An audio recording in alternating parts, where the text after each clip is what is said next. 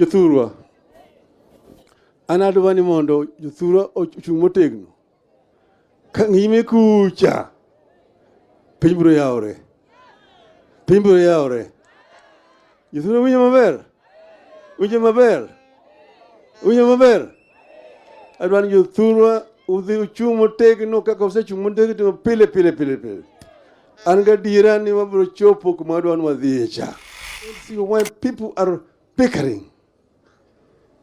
When Mr. James Orengo talks, he's talking on the basis of an MOU between ODM and UDA.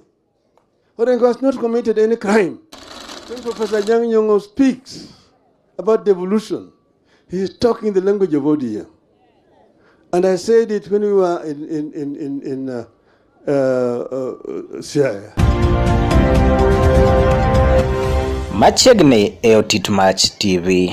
Jok mane wuok gi kierere mang'eny kata jok man chago koko kinde duto ni impeach Orengo kata mondo mi ogol Orengo e kom no ero kaluwore gi yo mowuoyo godo. Sani ang'e ni kama giponde onge kata sani eri gionge gi gima ginyalo wacho bang' Raila Amolo Odinga wuok mowuoyo nyoro kata bang' Raila golo duonde odiochieng' manyoro. Wuoyo mar Raila odiochieng' manyoro nong'iso authority ma en godo kata nogolo authority ma en godo kaluwore ni noketo gimoro amora e lela kendo nolero gimoro amora ma nyaka sani eri. Wuoyo ne ma odiochieng' manyoro gwenge ma Homa Bay en gima omiyo jopiny kaluo omor kaluwore ni oketo gimoro amora e lela kata gik ma jopiny osebedo ka gombo winjo. Mokwongo arwaki jana mar Otit Mach, kik wiyi wil mok i-subscribe e channel ni eri kendo idinwa like button e video ni eka wachopo ne onagi mang'eny kata eka wadhi ne onagi mang'eny. Koro odiochieng' manyoro Raila nomoro ji gi wuoyo ne kaluwore ni noketo gimoro amora e lela kata noketo gik mang'eny e lela. Mokwongo riwruok gi William Ruto kata riwruok Raila gi William Ruto en gima koro oseng'eyore kaluwore gi wuoyo mar Raila ni en gima nyalo bedo terminated kinde moro amora kaluwore ni ok en coalition kendo Raila oyango maber ni mbele kaeri weche dhi bedo maber. Ka en ranyisi ni mbele kaeri ginyalo pogore gi William Ruto kendo nyalo chako kawo ndara mamare kende kata nyalo chako kawo luoyo mamare kende. Jothurwa, anadwani mondo jothurwa ochung' motegno. Kang'ime kucha, piny biro yawre. Piny biro yawre. Jothurwa winjo maber? Winjo maber? Winjo maber? Adwani jothurwa udhi uchung' motegno kaka osechung' motegno pile. An gadiera ni wabiro chopo kuma wadwani wadhiye cha. Kinde no ero bende NYONG'O gi James Orengo mosebed kikwedo gi wuoyo gi. Raila yango maler ni ODM nitie gi demokrasi kaluwore ni ji ariyo gi eki kata ng'ata ma wuoyo e wi devolution en ng'at ma wuoyo gi duol achiel gi ODM kaluwore ni ODM ochung' ne devolution kendo ji ariyo gi eki onge makosa moro amora ma gisetimo kata onge makosa ma gin go. Adani mondo wachak gi yo ma Raila defend godo NYONG'O koka wadhi e yo mo defend godo James Orengo. Mokwongo NYONG'O gimosemiyo nyaka sani eri en gi wach en yo manowuok godo ni migawo ariyo nitiere monego beni igolo ka onge gima gitimo magin kura gi kera mochung' ne loso ndeche. Koyango ni magi eki gin jok matiyo kata giloso ndeche monego beni counties emochung' negi mamiyo onego beni igologi mondo omenda michiwo negi oterne counties. Raila ochung' gi wach achiel kata Raila ochung' gi dhok achiel gi NYONG'O gi wach ni eri. Koyango ni kera gi kura en manochako kendo nochako gi mana kinde chande kaluwore ni negi serve purpose gi kinde no ero ma kinde masani koro devolution nitiere ni eri onge gima gitimo kata onge gima gikonyo godo ka omenda gi eki onego beni biro ne county piny kaeri. When Professor NYONG'O speaks about devolution, he is talking the language of ODM. And I said it when we were in Siaya. That devolution was the most important feature of this new constitution. Ugatuzi ni muhimu zaidi katika katiba hii ambayo tulitoa Bomas. Ugatuzi. Lakini ugatuzi hajafanya kazi kwa sababu hatujatekeleza kulingana na sheria ambayo iko ndani ya katiba. Devolution has not been implemented the way it should be implemented. That's why the people are not reaping the benefits of devolution. You have devolved some responsibilities, but you have not devolved the funds to give the counties the power, financial power to implement those functions.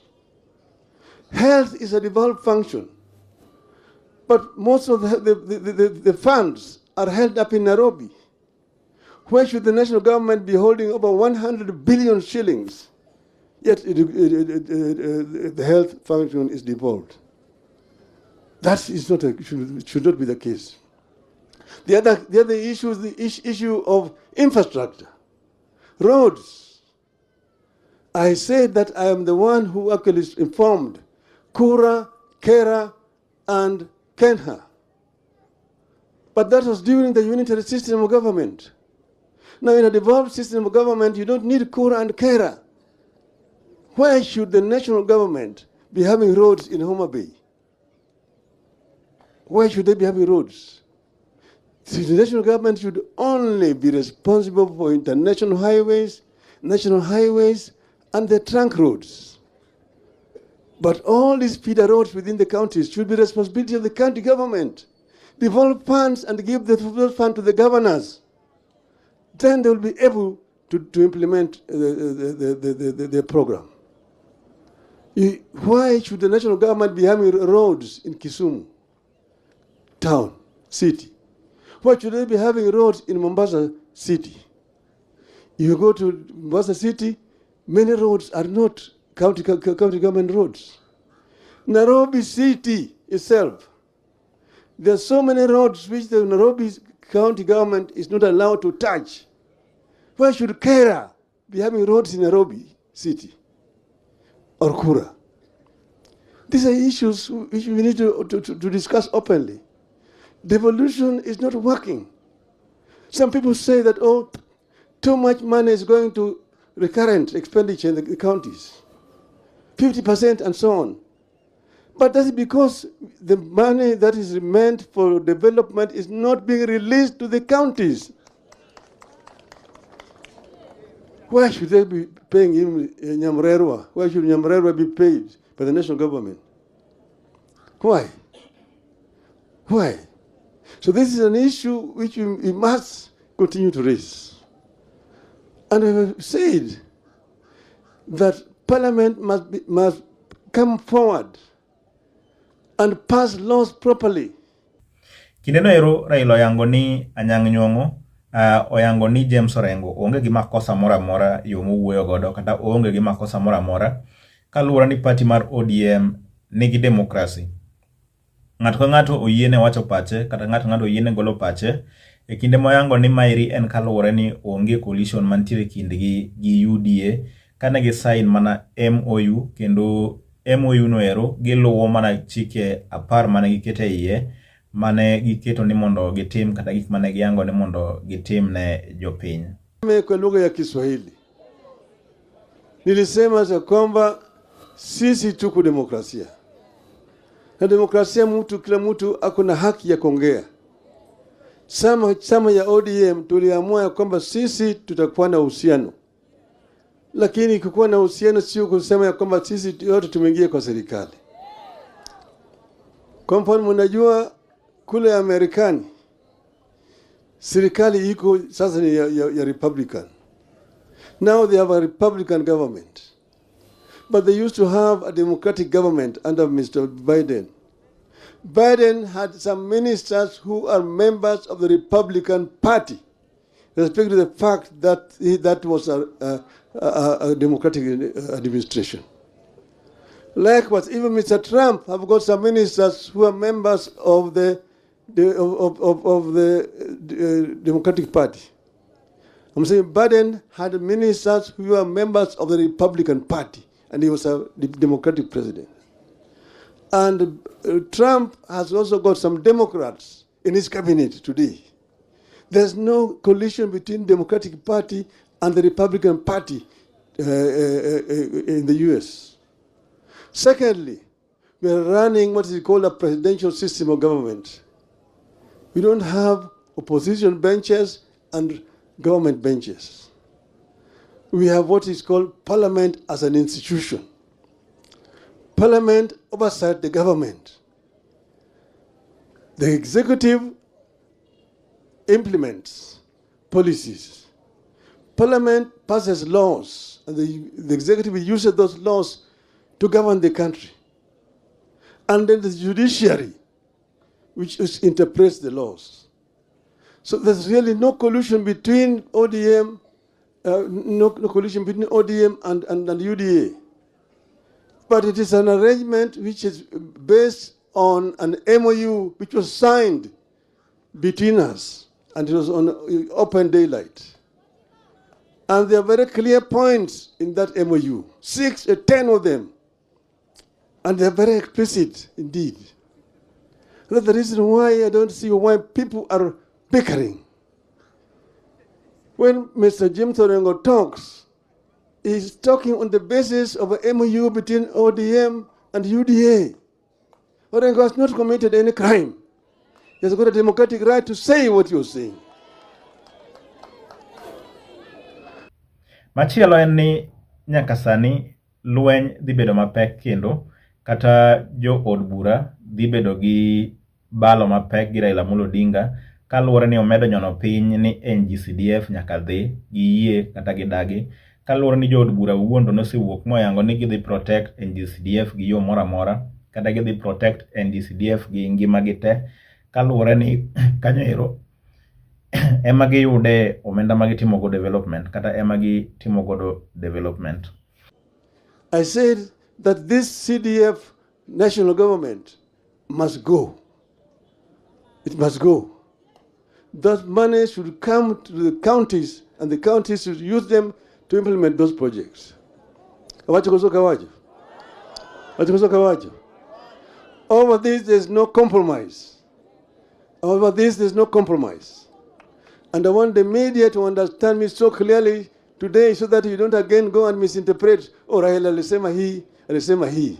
I'm speaking in clear English so that you can understand and report it properly.